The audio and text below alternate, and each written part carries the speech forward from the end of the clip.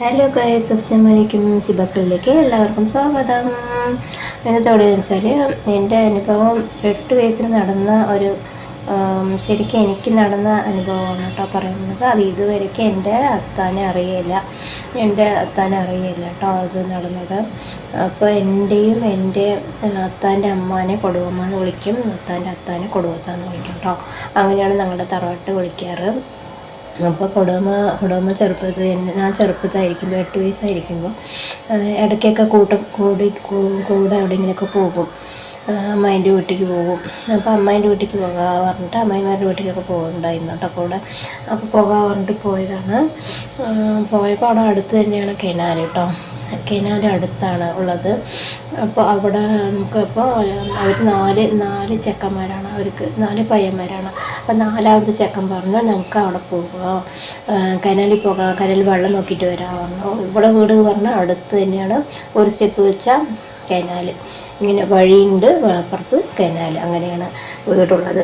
ഇപ്പോഴും വീടുണ്ട് കേട്ടോ, അപ്പോഴും കനാലും ഉണ്ട്. അപ്പോൾ ശരി പറഞ്ഞാൽ എനിക്ക് നീന്തലൊന്നും അറിയില്ല. അപ്പോൾ അവർക്കൊക്കെ പോയി കാലിങ്ങനെ ആക്കിയൊക്കെ കളിച്ചൊക്കെ നല്ല ഇതുണ്ടല്ലോ, നീന്തലൊക്കെ അറിയാം. ചെറിയ ചെക്കനായിരുന്നു അവനും. അപ്പോൾ ശരിയെന്ന് പറഞ്ഞിട്ട് അവനൊക്കെ കളിച്ച് കാലൊക്കെ ഇങ്ങനെയാക്കിയിട്ട് വെള്ളം നോക്കിയിട്ട് അവൻ മുകളിൽ കയറിപ്പോയി. ഞാൻ വന്നിട്ട് വെള്ളത്തിനെ കണ്ടപ്പോൾ ഇങ്ങനെ കാലിലാക്കി കളിച്ചു കൊണ്ടിരുന്നില്ലേ. അപ്പോൾ ആ വയസ്സപ്പോൾ നമുക്കറിയില്ലല്ലോ, നല്ല രസമുണ്ടായിരുന്നു. അങ്ങനെ കാല് വെറുതെ ഇങ്ങനെ ആക്കിയേ ഉള്ളൂ. അപ്പോൾ വെള്ളം കൂടി വന്നിട്ടുണ്ട്, വെള്ളം കൂടി, കനാലിൽ വെള്ളം കൂടി അങ്ങനെ ഒലിച്ചു പോയിട്ടോ. അങ്ങനെ ഒലിച്ചു പോയി. അപ്പോൾ ഒരു നോമ്പ് സമയമായിരുന്നു. ഞാനപ്പോൾ എന്താ ചെയ്യാറ്, നോമ്പൊന്നും മുറിച്ചില്ല. ആ വെള്ളത്തിൽ ഒലിച്ചു പോയി. അങ്ങനെ ഇപ്പോഴും നല്ല ഓർമ്മയുണ്ട് കേട്ടോ, വായ അങ്ങനെ മൂടിയാണ് ഇരിക്കണത്. നോമ്പ് മുറിച്ചില്ല, അല്ലാ പറഞ്ഞിട്ട് വായൊക്കെ മൂടിയിട്ടാണ് ഇന്ന്. ആ നോമ്പ് തുറന്ന പിന്നെയാണ് ഞാൻ നോമ്പ് വെള്ളം കുടിച്ചത് കേട്ടോ. അപ്പോൾ ആ 8 വയസ്സിൽ നോമ്പിൻ്റെ അത് മനസ്സിലുണ്ടായിരുന്നു. അപ്പോഴും 8 വയസ്സിൽ തന്നെ നിസ്കാരവും ഒക്കെ തുടങ്ങിയിട്ടുണ്ടായിരുന്നു ഞാൻ ചെറുപ്പത്തിൽ തന്നെ. ഇപ്പോൾ നിസ്കാരം ഓതലും ഒക്കെ ഉണ്ടായിരുന്നു. അപ്പോൾ 8 വയസ്സിൽ തന്നെ. അപ്പോൾ അങ്ങനെ ഒലിച്ചു പോയി. മുകളിലൊക്കെ ആൾക്കാർ നിന്ന് നോക്കുന്നുണ്ട്, പക്ഷെ ആരും ഇറങ്ങി വരുന്നില്ല. അപ്പോൾ ഞാനിങ്ങനെ ഒലിച്ചു കൊണ്ട് കണ്ടുകൊണ്ട് ഇവൻ കൂടെ വന്നവൻ എന്ത് ചെയ്തു, അവൻ വേഗം പോയി വീട്ടിൽ പറഞ്ഞപ്പോൾ രണ്ടാമത്തെ ഏട്ടനും മൂന്നാമത്തെ അണ്ണനും കൂടി 2 അണ്ണന്മാരും കൂടി വന്ന് എന്നെ കരക്കി വേഗം ചാടിയവർ എന്നെ രക്ഷപ്പെടുത്തിയിട്ടോ. എനിക്കിപ്പോൾ 36 വയസ്സായി. 8 വയസ്സിൽ നടന്നതാണ്. അപ്പോൾ 26-28 വർഷം ഗ്യാപ്പായി. മരിച്ചിട്ടുണ്ടെങ്കിൽ അന്ന് പുല്ല് മുളച്ചിട്ടുണ്ടാവും, എത്ര വിധത്തിനിട്ടുണ്ടാവുമോ. അങ്ങനെ ഒരു അനുഭവം ഉണ്ടായി, കുറേ അനുഭവിച്ചിട്ടുണ്ട്.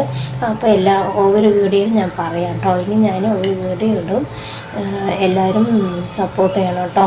പിന്നെ ഈ 2 പല്ലുമിൻ്റെ പൊട്ടിപ്പോയി കേട്ടോ ഗായ്സ്, എന്താ വെച്ചാൽ അഴുക്ക് നിറഞ്ഞിട്ടുണ്ട്. അപ്പോൾ നല്ല പല്ലുവേദനയുണ്ട്. ഒരാഴ്ചയായിട്ട് പല്ലുവേദനയായിരുന്നു. ഓണം അതൊക്കെ ആയാലും പോയില്ല, ഡോക്ടറൊന്നും ഉണ്ടാവില്ല പറഞ്ഞിട്ട്. അപ്പോൾ ഇന്നാണ് പോയി കാണിച്ചത്.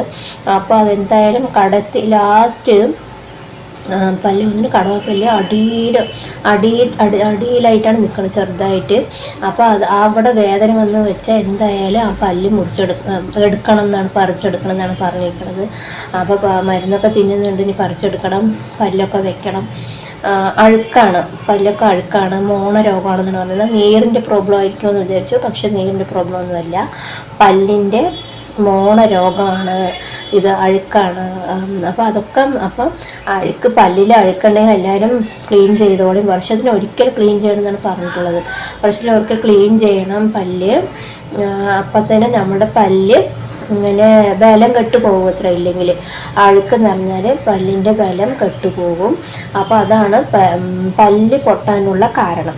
അടിയത്തെ 3-4 പല്ലുകൾ, 4-5 പല്ലുകൾ, 4-5 പല്ലുകൾ അങ്ങനെ കറ പിടിച്ചിട്ടുണ്ട് കേട്ടോ. എങ്ങനെ തന്നെ വന്നു, രോഗമാണെന്നാണ് പറയണം. നമ്മൾ ബ്രഷൊക്കെ ചെയ്യുന്നുണ്ട്, പക്ഷേ അങ്ങനെ പൊട്ടിപ്പോയി, മോണ രോഗമാണെന്ന് അപ്പോൾ നോക്കിയിട്ടുണ്ട്. അപ്പോൾ എനിക്ക് 8 വയസ്സിന് ഇങ്ങനെ സംഭവിച്ചു. മരിച്ചിട്ടുണ്ടെങ്കിൽ എപ്പോഴും ഇത്ര വർഷങ്ങളായിട്ടുണ്ടാവും. അപ്പോൾ ഇതുവരെയ്ക്കും എൻ്റെ അത്താനെ അറിയില്ല കേട്ടോ. പിന്നെ വന്ന പിന്നെ എന്ത് വൈകുന്നേരം അപ്പം തന്നെ പിന്നെ കുറേ നേരം കഴിഞ്ഞ് വൈകുന്നേരത്തോട് വന്നു. അത്താനോട് പറഞ്ഞില്ല. എന്താ പറഞ്ഞാൽ അത്താനോട് പറഞ്ഞാൽ അമ്മയ്ക്ക് എന്തായാലും തല്ലും ചീത്തയും കൊള്ളും ചീത്ത പറയും പറഞ്ഞിട്ട് അമ്മ പേടിച്ചിട്ട് പറഞ്ഞില്ല ആരോടും. എൻ്റെ കുടുംബക്കാരും തന്നെ ഇന്ന വരയ്ക്ക് ഇത്ര വർഷങ്ങളായിട്ടും 26-28 വർഷങ്ങളായിട്ടും അറിയില്ല ഈ വിഷയം കേട്ടോ. അപ്പോൾ ഇത് എനിക്കൊന്ന് പങ്കുവെക്കാമെന്ന് വിചാരിച്ചു അപ്പോൾ യൂട്യൂബിൽ. അതാണ് ഞാൻ പറഞ്ഞത് കേട്ടോ. അപ്പോൾ എല്ലാവരും ഒന്ന് ചാനലൊന്ന് സപ്പോർട്ട് ചെയ്യും, മുന്നോട്ട് പോകാനായിട്ട് ലൈക്ക് ചെയ്യും, കമൻറ്റ് ചെയ്യും, ഷെയർ ചെയ്യും. ഇഷ്ടപ്പെട്ടാൽ ഓക്കെ ബൈ ഗൈസ്. ഇനി ഒരു വീഡിയോ ഞാൻ ഇടും കേട്ടോ.